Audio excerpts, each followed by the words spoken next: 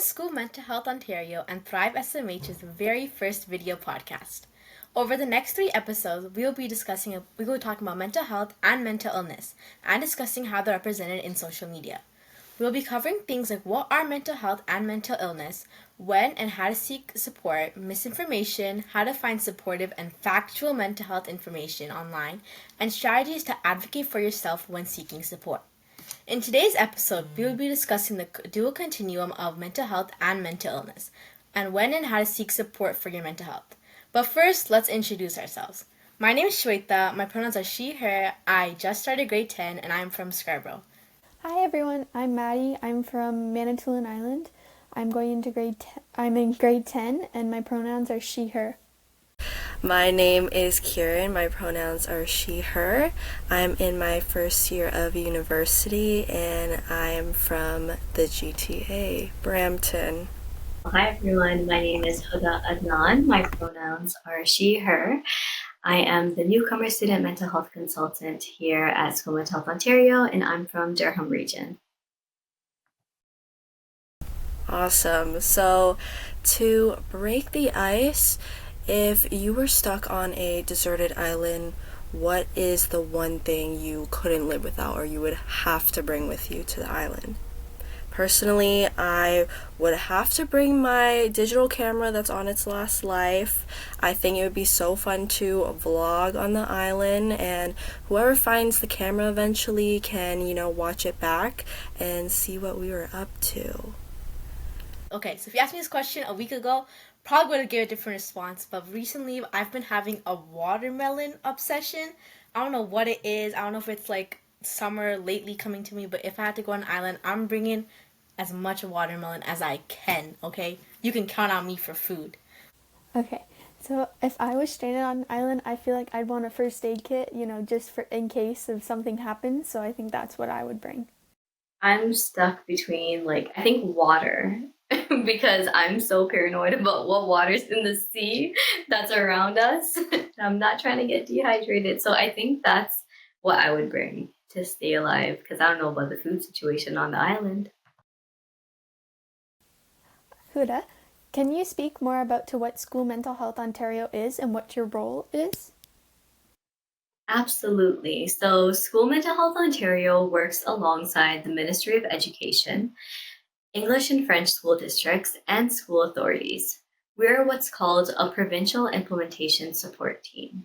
Some of what we do is create resources to help educators, principals, and mental health professionals stay up to date on the latest evidence to support student mental health. We also help school boards in creating and carrying out their mental health action plans. The School Mental Health Ontario team is made up of educators, mental health professionals like myself, and partners. So in my role, I am the newcomer student mental health consultant, and so a lot of the work that I'm doing right now is around newcomer student mental health, specifically with students. Honestly, I think that's really interesting how you're able to connect with so many people who are new to Canada. I think it's honestly you're doing a great job here. So ThriveSMH is School Mental Health Ontario's English-speaking student reference program. We work with School Mental Health Ontario's team to share the kinds of support students want and need at their schools and boards. Some of the things we have done are share our feedback on resources that School Mental Health Ontario develops, create our own projects just like this podcast, and present at webinars and conferences to share what students want and need when it comes to their mental health at school. So for me personally, I joined ThriveSMH because for my background, mental health isn't really talked about. So I think it was really interesting to join this and kind of share my experiences because I felt kind of alone when I first experienced anxiety and was kind of learning about my mental health. So I want to make sure that there's always a space for people who can speak about their mental health. For me personally, when I was in grade 8 to 10, I was fully online due to COVID, and I stayed home majority of the time during those 2 years, and it was very isolating and lonely, especially as my peers started to go back to in-person school. And something that I really wished that I had was more support for mental health online. And the application for Thrive came at a perfect time where I was just at my boiling point and I wanted to close the gap for accessibility to resources to mental health supports for students, including online, both in person and online as well. I feel like I joined Thrive just because I find mental health really important to talk about, and this is a great way to share knowledge about it and learn more. It's really great to hear what all drew you to ThriveSMH. Even though we all came from different backgrounds, we all have a very similar goal, which is to learn more about mental health and provide more tools to students. So I think that's really awesome. Before joining ThriveSMH, did you ever talk about what mental health or mental illness are or their relationship with each other?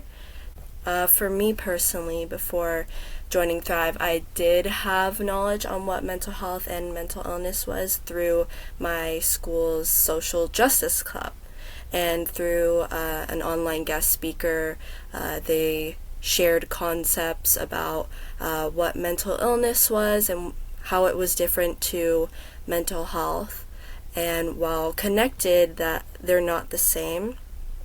And however, through ThriveSMH, I also got to further develop my knowledge on mental health and learn new things like intersectionality and identity affirming school mental health and how that impacts a person's well-being. So for me personally, I didn't really have a lot of mental health resources growing up. I think it was like around the time that middle school started that I started to be more introduced to what mental health and mental illness were, and that's when I started getting like resources and people like talking more about it. And since I've joined ThriveSMH, I've really like broadened like my knowledge on what it is and the differences and how important it is to everybody, regardless if you have a mental illness or not. So I feel like before ThriveSMH, I did have some knowledge of mental health and mental illness, but Thrive has definitely like boosted that knowledge. So for people who haven't heard these terms before, mental health and mental illness are actually two separate topics that intersect. Mental health is defined by the World Health Organization as a positive state of wellness and flourishing or thriving. When we are mentally healthy, we enjoy life, we explore, we take healthy risks, we can manage challenges, and we can find ways to contribute to the world around us. On the other side, mental illnesses include severe and persistent difficulty with thoughts, emotions, or behaviors that causes distress and interfere with day-to-day functioning. Not everyone will experience mental illness. There is a statistic that 1 in 5 people in Canada experience a mental illness, but everyone does have mental health. A while back, ThriveSMH posted on Instagram that 1 in 5 people experience mental illness, but 5 in 5 people have mental health. So we often think about mental health as a spectrum. So on one end is good mental health, and on the other is poor mental health. So we all move along this spectrum depending on what's happening in our lives and other factors. Like mental health, mental illnesses can be experienced in varying levels of severity or not at all. On one end of the mental illness spectrum is no diagnosable mental illness or minimal or no symptoms. On the other end is severe mental illness. So by combining these two spectrums into a dual spectrum, we can see how a person's mental state might fluctuate. It's important to remember that in all of this, that people can still have good mental health and feel good with a mental illness. On the flip side, people will still experience poor mental health without a mental illness. So I want to give you an example. So say, for example, if you are swimming and if you don't know how to swim, you jump into the deep end without your life jacket or your floaty. That's kind of how mental illnesses are if you don't have the strategies or the resources or the support to take care of yourself. So it's really important to remember that.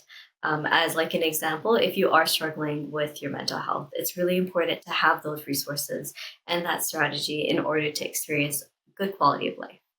Yeah, for me personally, I'm a bit extroverted, so I do notice that when I'm with my friends, I tend to feel more happy, whereas when I'm spending more time alone than usual, I tend to feel more down. Yeah, I also have a similar experience of like when I'm living in the moment and I'm outdoors or with friends, I feel on the positive side of my mental health, but sometimes my anxious thoughts can like cloud my mind if I'm focusing on my worries, and that results in a negative mental health. So, thank you everyone for sharing that. And thinking back to the dual continuum of mental health and mental illness, how do you know that what you're experiencing is more than a bad day? With my experience, I think my body sends me signals to let me know if a bad day is a sign of something more serious, like if I'm tired, not wanting to talk to anyone, or if my body feels tense. It's letting me know that I need to take care of myself and focus on strategies that are healthy and that I find work for me, like journaling. Yeah, Kirin, you made a really good point. My body also tends to give me signals if I'm just feeling a little bit upset, I might feel a bit tired, but if I do know it's more than a bad day, I tend to feel like my chest tightening or like just like more like serious things that kind of know like I need to step out for a moment and kind of just like clear my thoughts and kind of get like back in the moment rather than like worrying about the past or being anxious about the future. Yes, it is always good to take breaks when you need it.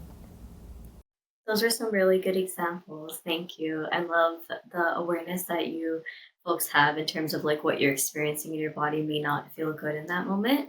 So it's important to remember that there will be times when you aren't feeling your best, and this is normal. Our feelings and our emotions change all the time, and sometimes these changes can affect what we think about ourselves or how we act towards other people. So, if you are experiencing a challenging time, healthy coping strategies can help. So, similar to what you folks shared, like journaling, for example, these are the activities that make you feel good and can help protect your mental health, like getting enough sleep, eating nutrition rich foods, spending time outdoors, moving your body, spending time with loved ones, connecting to your culture or community. There are also times when further support might be needed.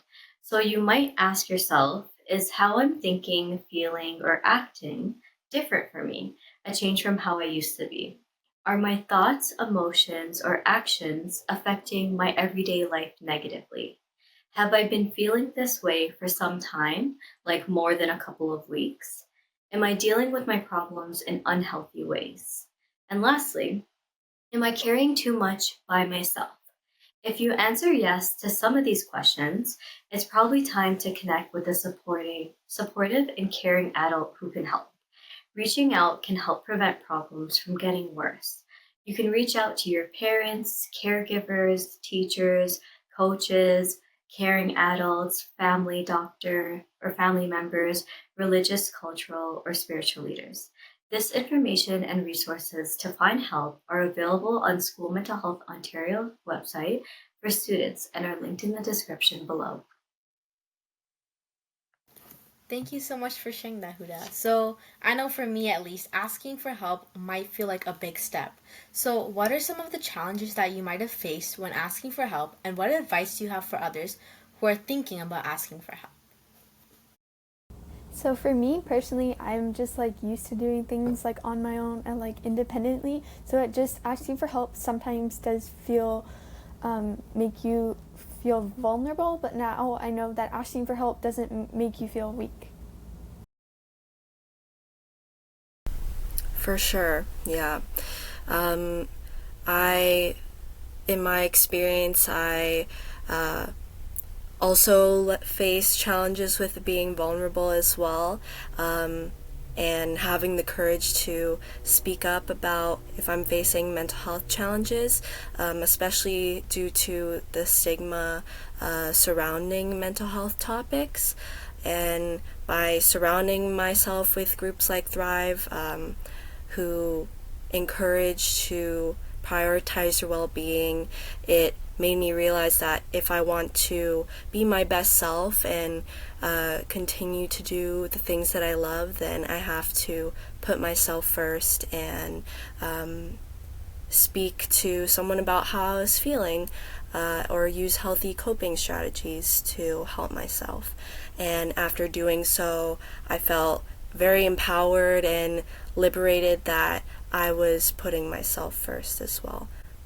In school, when I finally reached out, sometimes it did feel like my requests were being pushed off, but it led me to really lean on communities that I may not have thought of seeking out before, like school clubs or my local library, my friends, my family. They can also be different forms of support as well. Right, those are some really great examples. Thank you for sharing, folks. I know, especially for students, it is really hard to reach out for that support, but I always want you to remember that you're so important and you are valued. And, the adults who care about you in the space, especially in their school spaces, will hopefully be able to provide you with the support that you need. So how do you ask for help again, even though you've already had the opportunity to get it and it was turned down or you outgrew it? That's a really good question, Maddie. I just want to firstly acknowledge that it's really difficult when you experience a situation like that. It might feel a little bit hurtful and kind of like a bit like a rejection because you mustered up this courage to ask this, this very real hurt that you're experiencing that you need this support. And it hurts when someone's not able to give you that support that you need. I think what's really important is to remember that you are important and worthy of getting help. So if an adult is not able to provide you with that support, remember that there are many other caring adults that can provide you that support. So I would say reach out to someone else who can give you that support. But remember that you advocating for yourself is very powerful.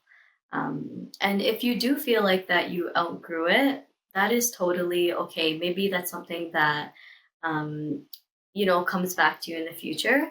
But always remember that that experience was specific to that adult and that not all adults may turn you down for providing support. Yeah, so adding on to Maddie's question, what if you feel like your problems aren't big enough compared to other people to ask for help? This is something I see a lot with students. I think often we minimize and dismiss what we're experiencing because we compare ourselves to others. What's really important is how you feel. So it's always important to ask because you are important. So you deserve to be heard, whether or not you feel like it is too big or too small. But if it's something that's causing even a little bit of discomfort for you, I always recommend asking, right? Because the worst case scenario is someone isn't able to provide you with the support that you need, but you can find that support in other spaces. Yeah, thank you so much for sharing that insight. And it just goes to show that seeking support is different for everyone. And while it can be a challenging process, it is also very empowering as well. And I would like to ask, what are some of the benefits for asking for help? For me, it allowed me to see that I'm not alone with the things that I'm struggling with, and gave me some strategies to use to become a better version of myself, and that there are people who care about me. I feel like for me, the best thing about asking for help is having more support and knowing that you're not alone.